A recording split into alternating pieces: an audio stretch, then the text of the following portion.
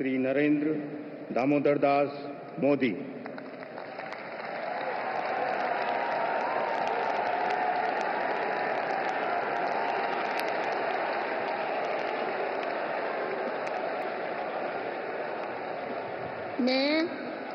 मैं नरेंद्र दामोदर दास मोदी मोदी के तीसरी बार पीएम बनने पर दिग्गज जापानी बैंक नोमुरा ने दी भारत को चेतावनी। देश के आम चुनावों के नतीजों के बाद नरेंद्र मोदी ने लगातार तीसरे कार्यकाल के लिए प्रधानमंत्री पद की शपथ ली है। पर मोदी के पीएम पद की शपथ लेने से पहले जापान के दिग्गज निवेश बैंक नोमुरा ने आर्थिक मोर्चे पर भारत के लिए एक चेतावनी जारी की है। नोमुरा ने अपनी एक ताजा रिपोर्ट में कहा है कि केंद्र में बनने वाली नई सरकार के रेवेन्यू के मुकाबले पूंजीगत व्यय में बढ़ोतरी देखने को मिल सकती है।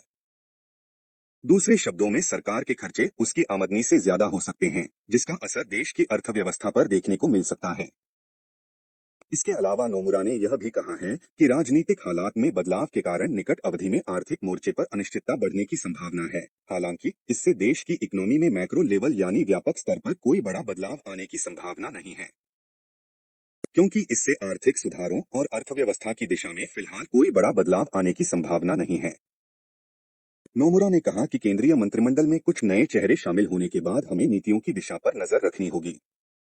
ऐसे में राजनीतिक विविधताओं के चलते अगर सरकार महंगाई बढ़ाने वाली नीतियों की ओर कदम बढ़ाती है तो इससे आर्थिक कंसोलिडेशन में सुस्ती आ सकती है। इसके चलते बाजार में हालात मुश्किल बने रह सकते हैं, पर इससे मौद्रिक नीति पर किसी तरह के असर की उम्मीद नहीं है। हालांकि इस सब के बावजूद नोमुरा ने देश में आर्थिक सुधार जारी रहने की संभावना जताई है। उसने कहा है कि हमारा ध्यान नई सरकार की ओर से पेश किए जाने वाले यूनियन बजट पर होगा, जो संभवतः जुलाई की शुरुआत में पेश किया जाएगा। हमें अंतरिम बजट में तय की गई 5.1% की आर्थिक विकास दर के लक्ष्य में किसी तरह की कमी किए जाने की उम्मीद नहीं है। बैंक ने उम्मीद जताई कि केंद्र की नई सरकार का पहला 125 दिवसीय एजेंडा संभवतः डिजिटीकरण, बुनियादी ढांचे, औद्योगिकीकरण और शासन संबंधी सुधारों पर केंद्रित होगा।